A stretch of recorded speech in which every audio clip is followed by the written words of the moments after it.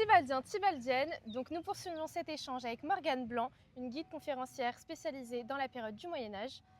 Et nous allons profiter de sa présence pour poser des questions relayées par nos camarades.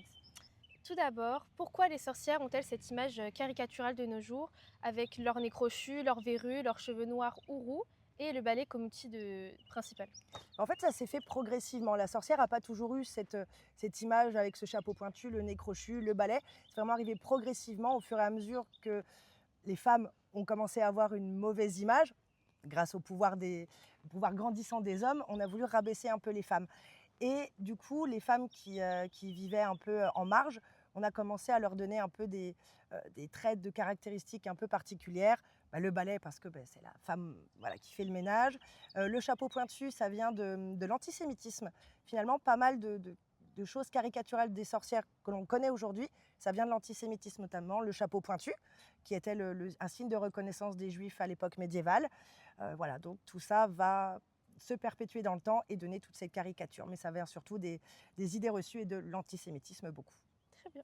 Alors ensuite, quel crime ou méfait leur reprochait-on le plus souvent? En fait, on leur reprochait d'être des femmes indépendantes, tout simplement. Des veuves qui ne se remariaient pas, des femmes qui avaient des connaissances en sciences, en médecine, en herboristerie, qui vivaient un peu en marge de la société. Elles étaient mal vues.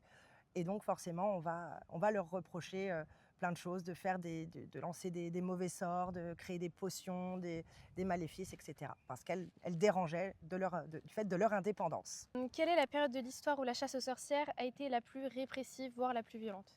Eh bien, on peut penser que c'est le Moyen-Âge, pas du tout. La chasse aux sorcières n'a jamais eu lieu en fait au Moyen-Âge. La chasse aux sorcières commence après, au niveau de la période de la Renaissance et surtout les temps modernes.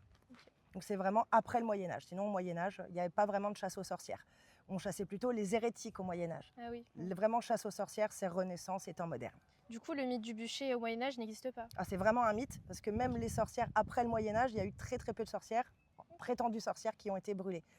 Elles étaient surtout noyées, pendues ou emprisonnées. Mais il y a eu très très peu de bûchers. Ok, C'est une idée reçue. oui, aussi. Peut-on faire un parallèle entre les causes des persécutions faites aux femmes à cette époque et la condition féminine de nos jours? Évidemment. D'ailleurs, la condition des sorcières à l'époque, et cette chasse aux sorcières donc, de la Renaissance et des temps modernes, a donné une chose en fait pour les féministes. Ça a permis aux féministes de reprendre ce problème en fait de la chasse aux sorcières pour pouvoir clamer l'indépendance des femmes et mettre en avant justement le féminisme. Donc la chasse aux sorcières nous a apporté le féminisme, et ce depuis le 19e siècle et encore aujourd'hui.